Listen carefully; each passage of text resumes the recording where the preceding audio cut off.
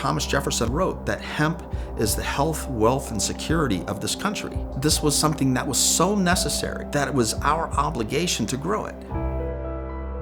We are struggling because of regulation and suppression, because if we're allowed to, in the United States, grow hemp at an industrial scale as it's being done in other countries, we have the ability to change what's happening here in the United States. But in order to do that, you have to let go of the fear that's been created here in the United States. The first laws and regulations in the colonies required colonies to raise a certain amount of hemp depending on the size of the colonies. They knew it was a valuable industrial crop. They didn't really understand what the difference was between what farmers were growing and what somebody was selling and smoking. But when they made the law, it confused the two. It conflated hemp and marijuana into one thing, and basically that definition lasted. There's been a lot of concern that hemp is just used as a cover for marijuana, and that certainly has not been our experience. The U.S. was and continues to be the largest consumer market for hemp fiber and seed products. We just kind of handed this captive market to the Canadians, to the Europeans, to the Chinese, and systematically cut American farmers out of this market. Nativa started out as a hemp food company, and then we added coconut in 2003. There was no THC in coconut, so the government couldn't try to make that illegal. Basically, hemp is an agricultural crop. It's still being treated as a drug crop, at least at the federal level, and that needs to change. They said, well, you can grow hemp, and we're not going to interfere with people that grow hemp. But once you start processing it and taking anything out of it, then that's got to be illegal. That's right, it's got to be illegal. Just take DEA completely out of the situation.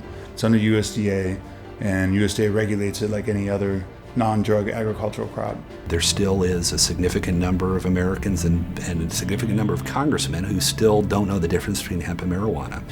And that's the number one challenge, because again, there are plenty of people who are opposed to marijuana that could be for hemp. Industrial hemp supports a $620 million industry in America. The federal ban on hemp amounts, in my view, to a restriction on free enterprise. What drives America? Money drives America. When you follow the money, you will find out why that piece of legislation happened. From timber, from plastics, from petroleum, from cotton. Of course you want industrial hemp on Schedule 1. Money from certain industries has kept and will try and fight hard to continue to keep hemp on Schedule 1. We're trying to create a new operating system that will transform hemp into a green industrial commodity that makes and generates money.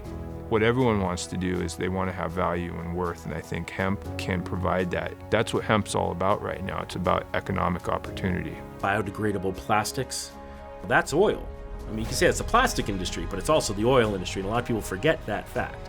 It is going to be able to come in and compete toe-to-toe, if not dominate them, if we utilize it to its fullest. This revolution will have a deep impact in the cannabis realm. Medical and adult use is kind of the short arc. We've got the long arc of hemp, and it's going to be much bigger.